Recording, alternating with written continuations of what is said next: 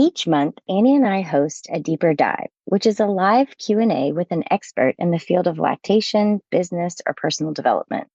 The following snippet is from our most recent deeper dive. We hope you enjoy. Well, hey there, Leah. Hey, Annie, how are you? I'm great. How are you? I'm doing fantastic and really looking forward to this conversation today because I am always about trying to fight the burnout beast that seems Yeah. to be coming for us constantly. So I'm really excited to have this conversation today. I know it's hard to tell if this is just like the burnout time of life for our the age we are or how many years we've been in business or just like in general in the Yeah, world. Like all of it.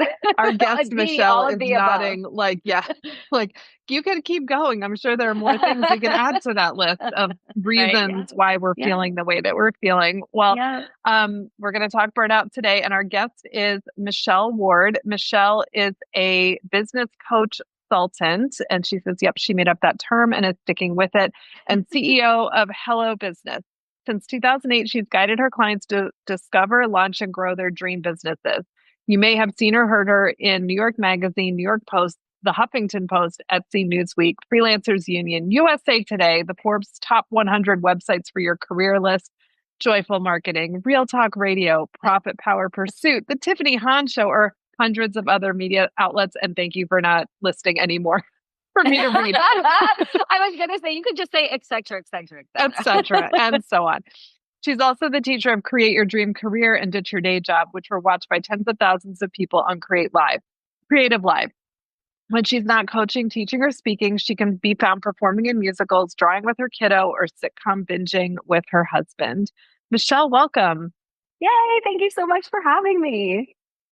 We're so excited to have you here today and to help us kind of look at our businesses and how we're running them, not so much from a clinical perspective, but how we're running them, like the entrepreneur, the business side.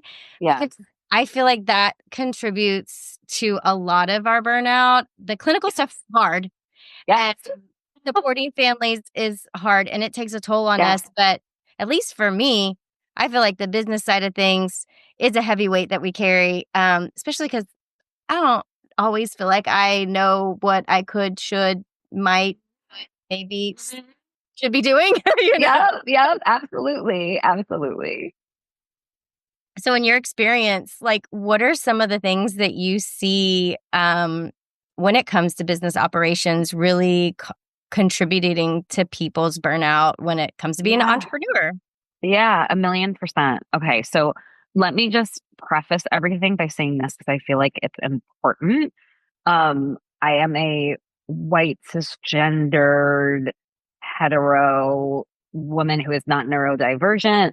So I come from certain places of privilege, and I feel like the conversation we're going to have here, not only will I talk about my own experience just being a business owner over the past 15 years, but also in coaching my hundreds, if not thousands of clients and what I have seen reflected in our conversations and our sessions. Most of the people I've worked with in the past 15 years um, do usually um, identify with being neurodivergent, ADHD. They're highly creative. And so I'm now the parent of a kiddo with ADHD. So, like, I'll try to do my best to kind of, give all the lenses and stuff too. But I just feel like it's really important to say right off the bat, like, I don't think there is a one size fits all solution. And I think if anyone has found one, like, we all would be doing it and that person would be the richest person ever, right? So really, I want everyone to just, try to find their own nuggets and things to take away from all of this. And hopefully I can help along the way. So this is hilarious. Tell me what the question was, Leah. What Oh. one of my So, clients yeah, like in your experience, like talking to all these people over the 15 years, what do you see when it comes to like running our businesses? Yeah. does contribute the most to burnout? Like Yeah. what is, and I'm sure it's Yeah. changed over the years, Yes. but maybe Yes. more in recent Yes. years. Doing it all ourselves, feeling like we have to do it all ourselves. I will also say that I have the vast majority of my clients for the last 15 years have been women. And I think have also been overachievers and like teachers, pet high achievers. They're very goal oriented. And they feel like they need to do everything and they need to do everything themselves.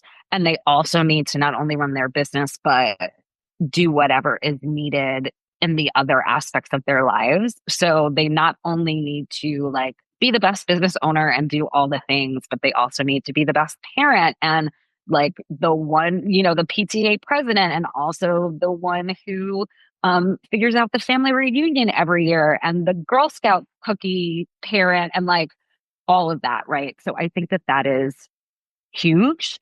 Um, I think that's a really big piece. And I think that the other piece is just around who we're following and what we're being told by the people that we're following. And so I think we could all, we bring to mind who keeps showing up on our Instagram or who's in our inboxes and who have we subscribed to, or maybe if it's in the case of TikTok or Instagram, Facebook too. Like maybe we haven't subscribed, but they've come up on my feed on our feed, and then we, hit that follow button, and they're telling us, well, you should be, you know, um, having your books in QuickBooks. Otherwise, you're not a real business owner. And unless you have over 10,000 Instagram followers, then you're really not making a dent there. And oh, now there's Substack, and you should have another stream of income on Substack. Like all of those things. So I feel like those are the big ones that stand out to me.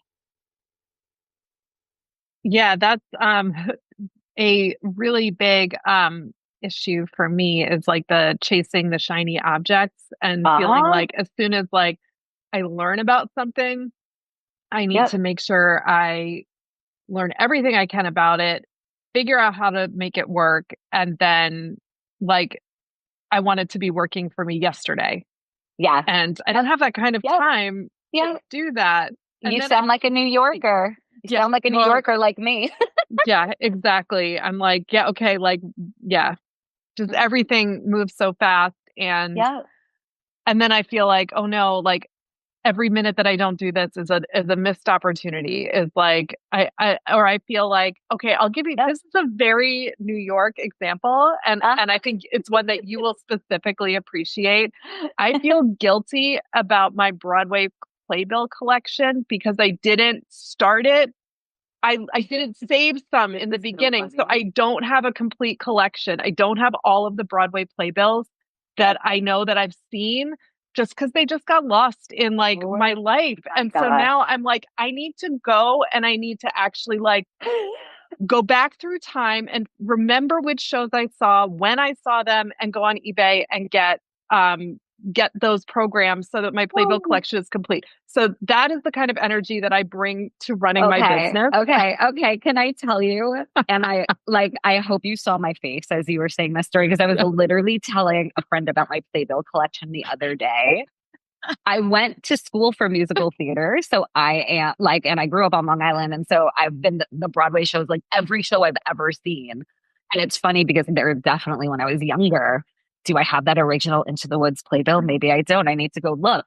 But I was joking about how I save every single playbill.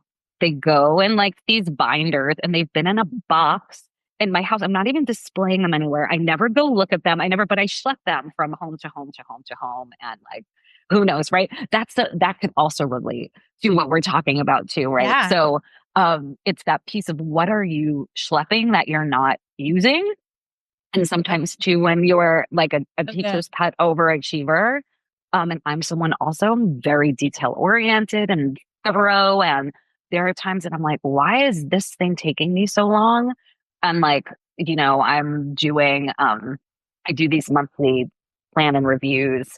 And at one point I had so many questions that I was guiding myself through the plan and review and it was taking me hours. And after a few months, like, number one, not only wasn't I doing it anymore because it just felt torturous, but I had to ask myself, like, do all these questions even matter? Does this even matter? Like, what's just the bare minimum that I could get that's still just going to be helpful? And so I think reframing that thought of like more isn't always necessarily better. If you enjoyed that snippet, the good news is that deeper dive was recorded. And by joining our membership community, you can have access to that deeper dive as well as our entire vault of deeper dives going back through 2020. You will also be automatically invited to our live monthly deeper dives, so you can ask the experts directly all the questions you want to know about that topic. We look forward to seeing you at our next deeper dive.